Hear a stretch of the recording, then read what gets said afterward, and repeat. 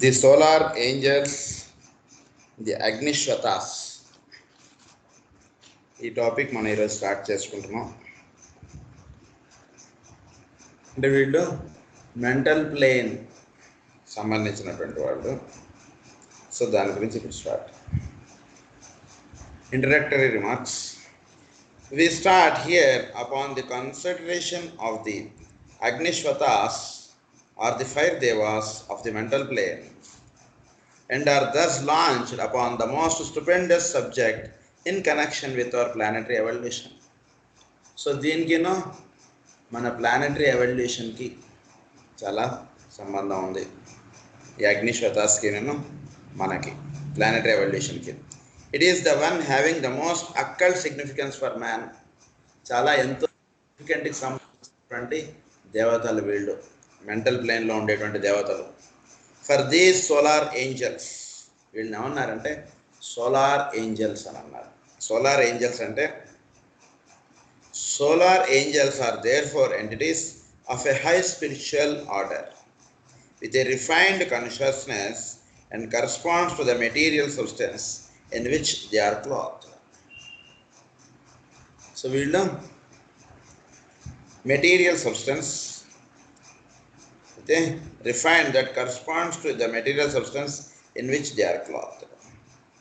In order to connect this with what I have said already, you may consider the solar angels as collectively forming the Lord Brahma of the lotus isle. So solar angels వాళ్ళు ఎవరంటే Lord Brahma of the lotus. The angels are called by various names as planetary spirits, asuras, etc. But in order to get a proper idea of their nature, you may consider them as standing in the same relation to the spiritually regenerated and released world Brahmins or the Nirmanakayas as they stand to the ordinary humanity. అంటే solar angels అనేవాళ్ళు మనకి ప్రధానముగా మొత్తం దీనికి మార్గదర్శకంగా ఆయన నిలిచేటువంటి వాడు. అంటే ఈ సృష్టిలో ఉన్నటువంటి వాళ్ళందరికీ కూడా వీళ్ళు మార్గదర్శకత్వం వహించేటువంటి వాళ్ళు అన్నమాట. వీళ్ళు సోలార్ ఏంజల్స్ అన్నారు వాళ్ళు. వీళ్ళని ఏమన్నారంటే రిలీజ్డ్ వరల్డ్ బ్రాహ్మిన్స్ అని అన్నారు. అంటే బ్రాహ్మిన్ అంటే ఏంటంటే బ్రహ్మమునందు చరించువాడు బ్రాహ్మణ్. అంటే బ్రహ్మమే, అంటే ఎక్కడ చూసినా సరే వాళ్ళకి బ్రహ్మము అంటే ఒకే ఒక తత్వము, ఒకే ఒక ఇది అన్నటువంటిది దర్శింపగలిగినటువంటి వాడు బ్రాహ్మణుడు. సో అటువంటి స్థితిలో ఉన్నటువంటి వాళ్ళని ఏమంటారంటే సోలార్ ఏంజల్స్ అంటారు వాళ్ళని. Who spend those enormous periods in suffering and toil for the sake of rearing wisdom in the world, and hence they emerged as angels from the infinite womb of Aditi. వీళ్ళు ఏమన్నారు? So in previous మన్వంతర అది వీళ్ళందరూ కూడా stand to the ordinary humanity. The angels were such Brahmins in previous మన్వంతరాస్. ఇప్పుడు వాళ్ళు previous మన్వంతరాల్లో వాళ్ళు బ్రాహ్మణ్గా ఉన్నటువంటి వాళ్ళు ప్రస్తుతం ఈ మన్వంతరంలో వాళ్ళు సోలార్ ఏంజల్స్గా వచ్చారు.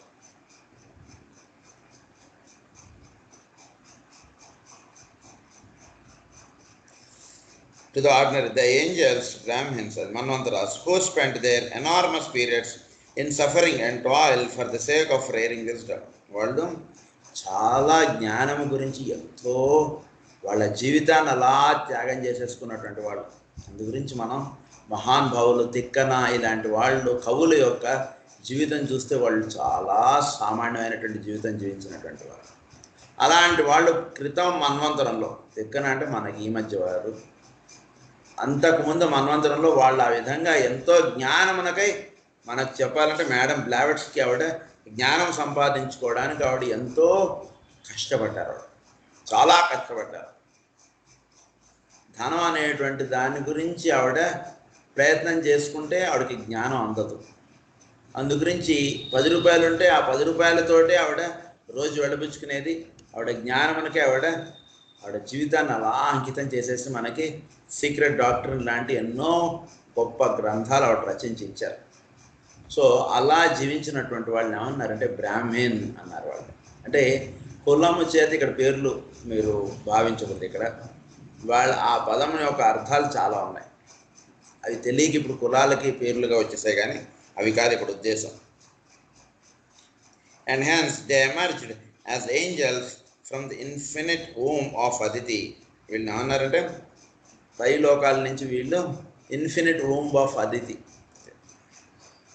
Under their karmic impulse after a period of mahapralaya. ఒక ప్రళయ స్థితి వచ్చిన తర్వాత వాళ్ళు సోలార్ ఏంజల్స్గా వస్తారు అందరికి. సో వాళ్ళు సోలార్ ఏంజల్స్ అంటే, సోలార్ ఏంజల్స్ అంటే డైరెక్ట్గా దిగిరావడం అన్నటువంటిది ఉండదు ఎప్పుడు కూడా. క్రితం మన్వంతరంలో వాళ్ళు ఎంతో కష్టపడి, ఎంతో తపస్సు చేసి, ఎంతో సాధించుకున్నటువంటి, కష్టపడి ఎంతో పొందినటువంటి జ్ఞానాన్ని ఈ మన్వంతరంకి వచ్చేవాడికి వాళ్ళు భూమి మీదకి పై లోకాల నుంచి దిగి వచ్చి వాళ్ళు మనకి జ్ఞానాన్ని అలా పంచిపెట్టి వెళుతూ ఉంటారు అన్నమాట. అలాంటి వాళ్ళని అందరినీ కూడా సోలార్ ఏంజల్స్ అంటారు. సో వాళ్ళందరూ కూడా ఈ ప్లేన్కి లింకప్గా ఉంటుంటారు. It is the one having the most occult significance for man. For those solar angels concern his own essential nature. So వాళ్ళందరూ కూడా మానవుడి యొక్క ఎసెన్షియల్ నేచర్కి కావాల్సినటువంటి, ఎసెన్షియల్ నేచర్ ఏమిటి మనకు కావాల్సినటువంటిది అంటే మానవుడి యొక్క రోగాభివృద్ధి ఎసెన్షియల్ నేచర్. దానికి తగ్గట్టుగా వాళ్ళందరూ కూడా ఎంతో మనకి మార్గం చూపించడానికి ఉన్నారు. And are also the creative power by which he works. So వాళ్ళందరిలోనూ క్రియేటివిటీ అన్నటువంటిది ఉంది. సో దాని ద్వారా వాళ్ళు వర్క్ చేయడం అనేటువంటిది ఉంటుంది. For all practical purposes and for the elucidation of the spiritual evolution of man, this immediate section is of the greatest interest and importance. దీనికి చాలా ఆసక్తికరమైనటువంటి విషయములు, ఎంతో మహిమ, ఎంతో గొప్ప విషయములు, ఇవన్నీ కూడా అగ్నిశ్వతాసికి సంబంధించినటువంటివి ఇప్పుడు మనం చదువుకోబోతున్నాం చెప్తున్నారు. It should be one of the most widely studied sections of this treatise. Man is ever profoundly interested in himself, and before he can duly develop, must comprehend scientifically the laws of his own nature. So must comprehend scientifically the laws of his own nature.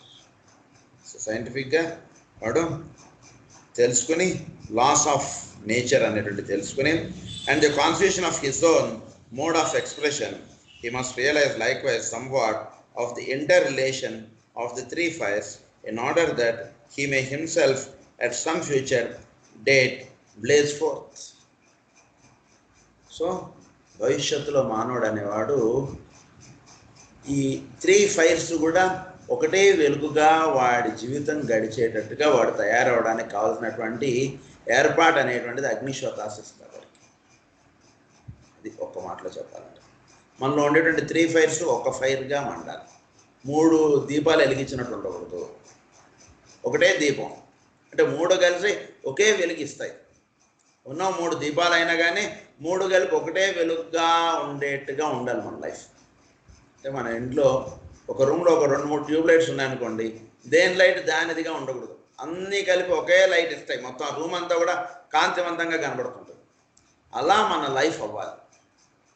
అంటే 3 మనలో ఉండేటువంటి 3 fires ఒకటిగా అవ్వాలి అంటే ఏంటి అర్థం అంటే మన మైండ్లో ఉన్నటువంటి విజ్డమ్ మన ఆచరణలోకి రావాలి. తర్వాత ఈ విజ్డమ్ అనేటువంటిది ఆ పైవాడి యొక్క దీనిగా ఉంది అనేటువంటిది ఎప్పుడు కూడా మనకు గుర్తుండాలి. కనుక ఈ 3 కలిసి ఉన్నప్పుడు ఏమంటారంటే ఆ 3 కూడా బ్లేజ్ ఫోర్త్ అంటారు. ఆ 3 కలిసి ఉన్నాయని అర్థం. అంటే మనకి జ్ఞానం కలిగింది, ఇప్పుడు ఎంతో జ్ఞానం పొందాం మనం. జ్ఞానం పొందిన తర్వాత ఇదంతా నా గొప్పదనం అన్నటువంటిది వస్తే మళ్ళా అంత వెలిగి ఆ వెలుగుకి పరిపూర్ణత సాధించినటువంటి అయిపోతుంది. అందుకే 3 కలిసి ఒకే వెలుగుగా అయినప్పుడు మాత్రమే దానికి పరిపూర్ణత. అది ఇక్కడ చెప్తున్నారు. The question of these 5 dhyanis and their relation to man is a most profound mystery, and the entire matter is so clothed in intricate legends that students are apt to despair of ever arriving at the desired and necessary clarity of thought. ఏమంటున్నారంటే వీళ్ళని ఏమన్నారంటే fire ధ్యానీస్ అని అన్నారు. వాళ్ళు solar ఏంజల్స్నే fire dhyanis అన్నారు. వీళ్ళు అగ్నిశ్వతాస్ని fire dhyanis. And their relation to man, వాళ్ళు ఏ విధంగా మానవుడిని నడుపుతున్నారు అనేటువంటిది చాలా మిస్టరీ. మనకు తెలియదు. ఇది మనం అనుకున్నట్టు చేస్తున్నాం అనుకుంటుంటాం. మనం అసలు ఇదంతా చదువుకుంటే మనకు తెలిసేది ఏంటంటే మనది అంటే ఏం లేదు. ప్రతి అణువులోనూ ఒక దేవత పనిచేస్తున్నారు అనేటువంటి విషయం మనకు బాగా అర్థమవుతుంది. ఆ విధంగా వీళ్ళు ఏ విధంగా మానవుడిని నడుపుతున్నారు అనేటువంటి విషయం ఒక మిస్టరీగా ఉంది. And the entire matter is so clothed in intricate legends that student are apt to despair of ever arriving at the desire. Apt to despair. వాళ్ళు ఒక రకంగా ఈ డిజైర్ ఆస్పెక్ట్ అనేటువంటిది ఉంటుంది జీవుల్లో, అది and necessary clarity of thought, అది ఎప్పుడు కూడా ఒక నెసరీ క్లారిటీ ఆఫ్ థాట్ ఇచ్చేట్టుగా అది వాళ్ళకి తెలియకుండా అది టర్న్ అవుతుంది. ఈ డిజైర్ ఎట్లా టర్న్ అవుతుందంటే మనలో ఉండేటువంటి డిజైర్ ఆస్పెక్ట్ అది చైతన్యవంతం వైపు తిరిగేటట్టుగా అది మలచబడుతుంది వీళ్ళ వలన. And necessary clarity of thought, not yet will it be possible entirely to dispel the clouds which veil the central mystery, but perhaps by due tabulation and synthesis and by a cautious amplification of the data already imparted, the thoughts of the wise student may become somewhat less confused. So ఇది స్లోగా ఇది జరిగేటువంటి విషయం జీవుల్లో. ఏంటి జరుగుతుంది అంటే కనుక వాడికి తెలియకుండా ఈ డిజైర్ ఆస్పెక్ట్ నుంచి వాడు ఇవన్నీ కూడా నెసరీ క్లారిటీ ఆఫ్ థాట్ అనేటువంటి వైపు వాడి లైఫ్ టర్న్ అవుతుంది. అంటే వాడికి క్లారిటీ ఆఫ్ థాట్ అనేటువంటిది ఉంటుంది. డిజైర్ ఆస్పెక్ట్లో ఉన్నటువంటి వాడికి క్లారిటీ ఉండదు. డిజైర్ ఆస్పెక్ట్ నుంచి పైకి ఎదిగినటువంటి వాడికి క్లారిటీ ఆఫ్ థాట్ ఉండదు. అంటే ఈ వస్తువు అవసరమా కాదా, ఈ వస్తువు అవసరమైతే కొందాం, ఈ వస్తువు అవసరం లేకపోతే కొనొద్దు, అది క్లారిటీ ఆఫ్ థాట్ ఉండడం ఉంటుంది. క్లారిటీ ఆఫ్ థాట్ లేనటువంటి వాడు ఏం చేస్తాడంటే ఎందుకైనా మంచిది కొనిపెట్టుకుంటే ఎప్పుడైనా పనికి వస్తుందని అట్లా ఉన్నవాడు పనికిరాడు యోగాభ్యాసించి. వేరే లెక్కల్లో పనికొస్తే పనికొస్తాము, అది వేరే విషయం. కానీ అది అవసరమైతే కొనుక్కుందాం, అవసరం లేకపోతే కొనుక్కోకండి. వాడు ఇస్తున్నాడు కదా అని కొనేసుకోకండి, మీకు అవసరమైతే కొనుక్కోండి. ఆ రకంగా పక్కవాడు కొంది కదా అని మనం కొనేసుకోవడం, మనం కొనుక్కోకపోతే అందరూ ఏమనుకుంటారో అని కొనుక్కోవడం, ఇలాంటివి ఉన్నటువంటి వాళ్ళ మనం క్లారిటీ ఆఫ్ థాట్ లేదని అర్థం. మనకు అవసరమా చూడండి, అవసరమైతే ఖచ్చితంగా కొనుక్కోండి, అది క్లారిటీ ఆఫ్ థాట్ అంటే. దాని అన్నారంటే నెసరీ క్లారిటీ ఆఫ్ థాట్. ఇది దేని మీద ఉంటుందంటే despair of ever arriving at the desired. Ever arriving at the desired అంటే ఎప్పుడు కూడా డిజైర్ ఆస్పెక్ట్ అనేది ఎప్పుడు అది కంటిన్యూనే ఉంటుందని. డిజైర్ అనేది ఎండ్ ఉండదు మనకి ఎప్పుడు కూడా. దాని నుంచి మనం నెసరీ క్లారిటీ ఆఫ్ థాట్లోకి మనం టర్న్ అవడానికి వీళ్ళు చాలా సహాయపడతారు మనకు. There are two statements in the secret doctrine which are often overlooked by the casual reader, but which, if duly pondered upon, convey much information. వాళ్ళు మేడం బ్లావెట్స్కీ గారు ఈ point of వ్యూలో 2 స్టేట్మెంట్స్ చెప్పారు. అవి ఏంటంటే 2 కనెక్టింగ్ ప్రిన్సిపల్స్ ఆర్ నీడెడ్. మనకి connecting principles ఎప్పుడు కూడా 2 ఉంటుంటాయి. This requires a living spiritual fire of the middle principle from the 5th and the 3rd states of Pleroma. From the 5th and 3rd states, 5th state, 3rd state, ఈ రెండింటి యొక్క దీంతో middle అన్నటువంటిది ఒకటి వస్తుంది. ఈ 3 కలిపితే ఒక ట్రయాంగిల్ ఫామ్ అవుతుంది. అంటే ఏంటంటే 3rd స్టేట్ ఒకటి, 5th స్టేట్ ఒకటి. 5th స్టేట్ అంటే మైండ్, 3rd స్టేట్ అనేటువంటిది ఆత్మ. ఈ 2 యొక్క కలయికతోటి మనకి ఏమవుతుందంటే దాన్ని ఏమన్నారంటే this requires a living spiritual fire. Okay, living spiritual fire తయారవుతుంది. సో ఇది 3rd అంటే మెంటల్ ప్లేన్, 5th అంటే అదే 5th మెంటల్ ప్లేన్, 3rd ఆత్మ. సో ఈ 2 ప్లస్ లివింగ్ స్పిరిచువల్ ఫైర్ అంటే జీవుడు. అంటే జీవుడన్నా ఆత్మన్న ఒకటే. సో ఇవి రెండు మెయిన్గా ఉండి ప్లస్ వాటిలో ఉన్నటువంటి స్పిరిచువల్ ఫైర్ అనేటువంటిది ఒకటి ఉంటుంది, దాన్నే జ్ఞానము అంటాం. సో ఇది వాటిలో వెలిగినప్పుడు ఈ మూడు కలిపి ఒక ట్రయాంగిల్గా ఫామ్ అవుతాయి. స్పిరిచువల్ ఫైర్, తర్వాత ఆత్మ, మన మైండ్, ఈ మూడు కలిపి ఒక ట్రయాంగిల్ ఫామ్ అవుతుంది. అప్పుడు these beings are nirvanis from a preceding mahamanvantara. వీళ్ళని ఏమన్నారంటే, ఈ సోలార్ ఏంజల్స్ని ఏమన్నారంటే వీళ్ళు నిర్వాణి ప్లేన్లో ఉన్నటువంటి వాళ్ళు. అదే థర్డ్ది. ఆ థర్డ్ నిర్వాణి ప్లేన్లో ఉన్నటువంటి వాళ్ళు కృత మన్వంతరంలో వాళ్ళు నిర్వాణి ప్లేన్లో ఉన్నటువంటి వాళ్ళు ఈ మన్వంతరంలో వాళ్ళు మనకి బోధకులుగా వచ్చి మనకి అగ్నిశ్వతాస్ రూపాల్లో వాళ్ళు దిగి మనని నడుపుతున్నటువంటి వాళ్ళు. We have been considering somewhat the devas of evolutionary tendency who are grouped roughly together as the lunar Pitrus.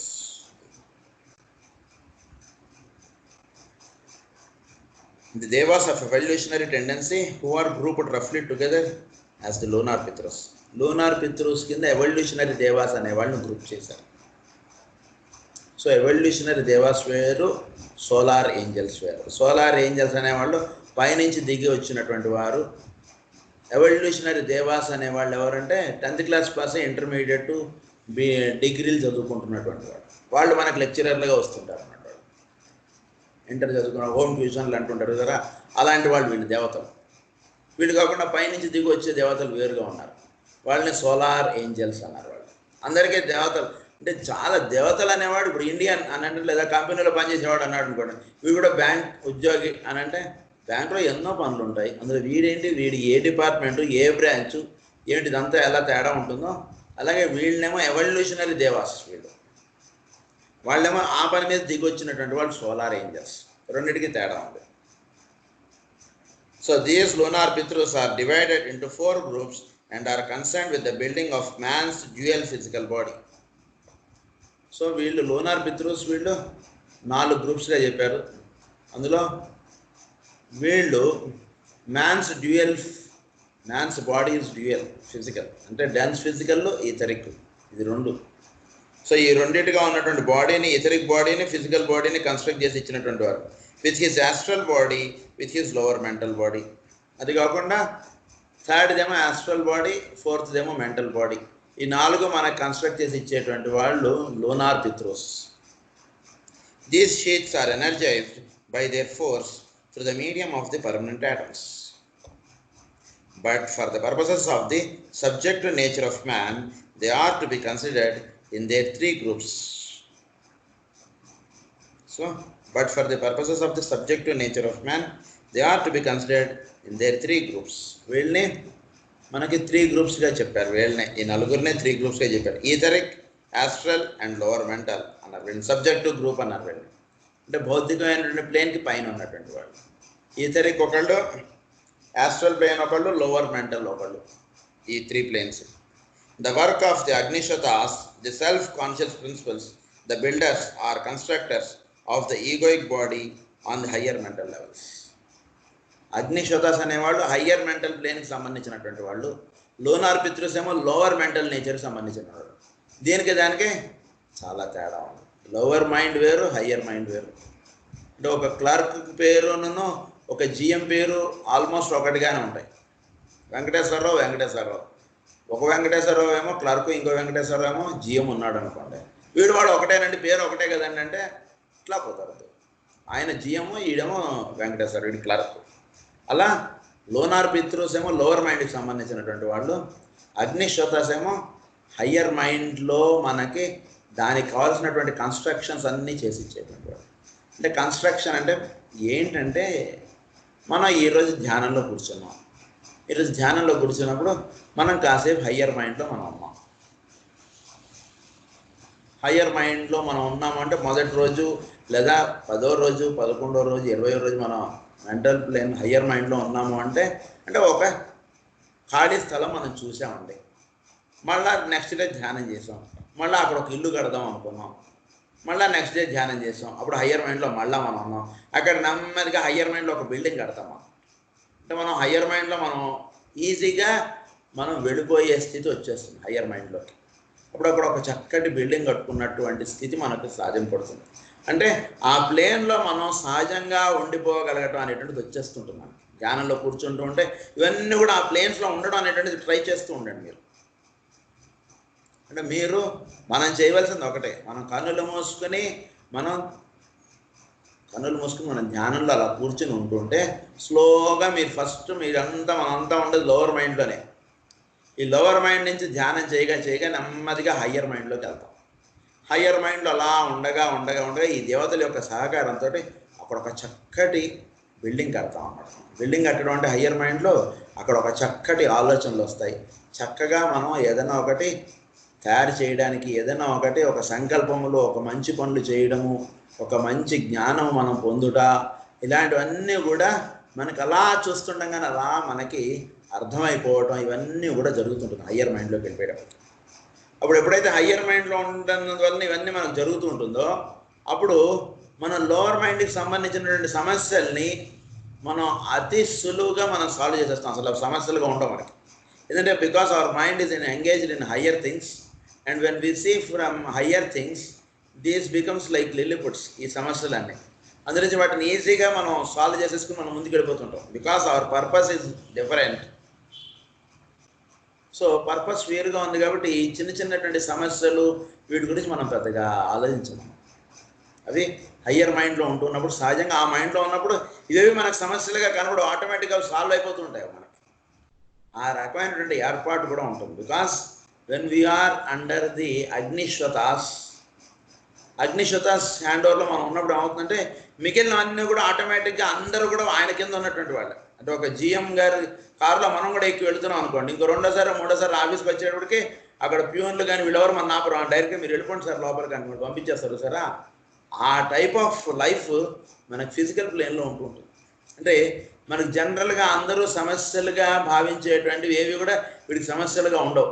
అంటే వీడి ఫీలింగే సమస్య. అంటే అక్కడ బస్సు దొరకలేదంటే సమస్య, క్యాబ్ దొరకలేదంటే సమస్య, ఆఫీసర్ దగ్గరికి వెళ్తుంటే సమస్య, ఇలాంటివన్నీ ఏవి వాడికి అసలు పట్టవు. ఆటోమేటిక్గా వాడు వెళ్ళాలంటే వెళ్ళిపోతుంటాడు, వెళ్ళకూడదంటే ఆగిపోగానే అంటే నేను వెళ్ళకూడదు అనమాట అయితే ఈరోజు అని చెప్పి వేరే వర్క్లోకి వెళ్ళిపోతారు. నెక్స్ట్లో జిఎం గారు అడుగుతారు, నిన్న వచ్చావను అంటే రాలేదు సార్ అంటే, అవును నేను రాలేదు, నాకు పని ఉంటే నేను రాలేదు, నిన్ను రావద్దని చెప్దాం అనుకున్నా, నాకు కుదరలేదు అంటాడు ఆయన. అదే ఒకళ్ళు మనం వెళ్ళుంటే అక్కడ 4 గంటలు మనకు టైం వేస్ట్ అయిపోయేది. సో ఈ రకమైనటువంటి చాలా విచిత్రమైనటువంటి అరేంజ్మెంట్ అనేటువంటి మనకు లైఫ్లో మనకు ఏర్పడుతుంటుంది when we start living with solar angels. అది మనకి ఇక్కడ విషయం. ఇందులోంచి ఆ స్థితి మనకి అందివ్వబడినప్పుడు ఇవన్నీ కూడా మనకు ఏర్పడుతుంటాయి. Is to unite the higher 3 principles atma buddhi manas and the lower 3 and thus become in very truth the middle principle in man. So ఆత్మ బుద్ధి మనస్ అనేటువంటి హయ్యర్ 3, లోవర్ 3 ఏమో ఈ లోవర్ మైండ్ ఇందాక చెప్పినటువంటివి. ఈ 3 ఈ రెండింటికి మధ్యలో ఉంటాడనమాట. మిడిల్ మ్యాన్ అన్నారు వాళ్ళు, మిడిల్ ప్రిన్సిపల్ ఇన్ మ్యాన్ అన్నారు. They themselves originate from the logoic middle principle. They themselves originate. Thus the esoteric 7 is completed. దీనితోటి esoteric 7 అనేటువంటిది మనకు కంప్లీట్ అయినట్టు.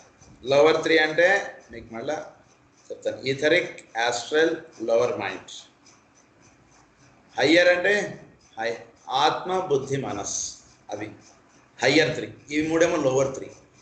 ఈ వీటికి వాటికి మధ్యలో మిడిల్ ప్రిన్సిపల్గా ఉంటాడు మానవుడు. దీంతో this is called the esoteric 7. So మనం ఇప్పుడు చాలా 7లు చెప్పుకున్నాం. ఏ 7కు ఉండేటువంటి ఇంపార్టెన్స్ ఆ 7కు ఉంటుంది. సో ఆ రకంగా దీన్ని ఈ రకంగా మీరు గుర్తుపెట్టుకోండి. The physical body in its denser manifestation is, as we know, not esoterically considered a principle. So ఫిజికల్ బాడీని మనం ఎప్పుడు కూడా ప్రిన్సిపల్గా మనం స్వీకరించాం, అది నాకు అందరికీ తెలుసు already. The devas of the lower mental levels in relation to man work through the mental units and are, roughly speaking, divided into 4 groups. Lower mentals lo panicheseటువంటి దేవతల్ని 4 groups గా divide చేశారంటున్నారు. Being in fact the first condensation of the threefold lower body of man. They form part of his lunar body. దీన్ని ఏమన్నారంటే lunar body అన్నారండి. మన physical, astral, మెంటల్ని this is called the lunar body. They are directly linked with the highest spiritual essences and represent the lowest manifestation of force emanating from the cosmic mental plane. So they form part of his lunar body. So మనలో ఈ దేవతలు అనేవాళ్ళు lunar బాడీలో పార్ట్గా వీళ్ళందరూ వర్తిస్తున్నారు. వీళ్ళు they are directly linked with the highest spiritual essences. ఈ 3 groups of devas, వీళ్ళు 4 గ్రూప్స్గా ఉన్నటువంటి వాళ్ళు. వీళ్ళు ఈ దేవతలు లోవర్ మెంటల్ లెవెల్స్లో పనిచేసేటువంటి 4 గ్రూప్స్. వీళ్ళు ఇంకొక రకమైనటువంటి లింకప్ ఏంటంటే వీళ్ళు హైయెస్ట్ స్పిరిచువల్ ఎసెన్సెస్ తోటి వీళ్ళకి లింక్గా ఉంటారు. And represent the lowest manifestation of force. వాళ్ళతో లింక్గా ఉండి వీళ్ళు లోవెస్ట్ మేనిఫెస్టేషన్, అంటే మనకు భౌతికంగా కావాల్సినటువంటి పనులు చేసి పెడుతుంటారు వీళ్ళు. Emanating from the cosmic mental plane and finding its link with the human hierarchy through the mental units. So human hierarchy తోటి మెంటల్ యూనిట్కి, కాస్మిక్ మెంటల్ ప్లేన్కి వీళ్ళు లింక్గా పనిచేస్తున్నటువంటి వాళ్ళు. They are the gaseous devas of the logoic physical body. ఈ అగ్నిశోదాస్ ఎవరిటంటే ఈ రకంగా కాస్మిక్ మెంటల్ ప్లేన్కి, మన మెంటల్ ప్లేన్కి ఈ హైరార్కీ తోటి లింక్గా ఉన్నటువంటి వాళ్ళు.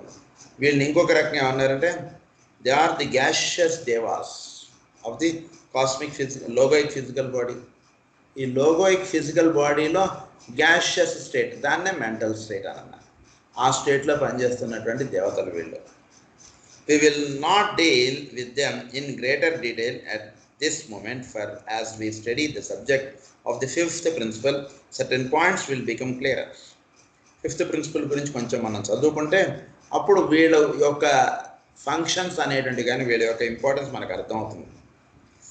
Certain points will become clearer. Their work in connection with man can be enlarged upon as we proceed. అప్పుడు వాళ్ళ యొక్క వర్క్ మనలో ఎలా ఉంటుంది, మనలో అప్పుడు అర్థమైతే అప్పుడు సోలార్ సిస్టంలో ఎలా వర్తిస్తుంది, ఒక ప్లానెట్లో ఎలా వర్తిస్తున్నారు వాళ్ళు, ఇవన్నీ కూడా మనం కోరిలేట్ చేసుకోవడం, మనం అర్థం చేసుకోగలగటం, ఇవన్నీ కూడా జరుగుతాయి. సో అవి ఏమిటంటే we're dealing with. So let us be quite clear in our minds just what we are in process of considering. So మనం ఏం చదువుకోబోతున్నాం అంటే that 5th state of consciousness called the mental plane. 5th state ఏంటంటే దాన్ని mental plane. పైనుంచి count చేస్తూ వస్తున్నప్పుడు 5th state is the mental plane. The substance of that plane as it exists in its dual aspect, rupa and arupa. So the substance of that plane, ఈ ప్లేన్లో ఉన్నటువంటి వాళ్ళని ఏమన్నారంటే as it exists in its dual aspect. ఈ dual ఆస్పెక్ట్గా ఉంటుంది కాబట్టి ఈ plane mental plane dual ఆస్పెక్ట్గా ఉంటుంది కాబట్టి ఇక్కడ ఉన్నటువంటి వాళ్ళని ఏమన్నారంటే రూపా అండ్ అరూప అన్నారు. మనం చదువుకున్నాం ఇదివరకు రూపా అండ్ అరూప అంటే. వీళ్ళనే మనం ఏమనుకున్నామంటే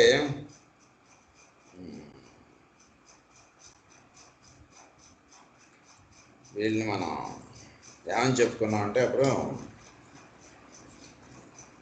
చెప్తాను మీకు, ఒక్క నిమిషం, మీకు ఒక్కసారి మీకు క్లారిటీ వస్తుంది, బాగా గుర్తుంటుంది. సో ఈ రూపా అండ్ అరూపా లెవెల్స్ని మనం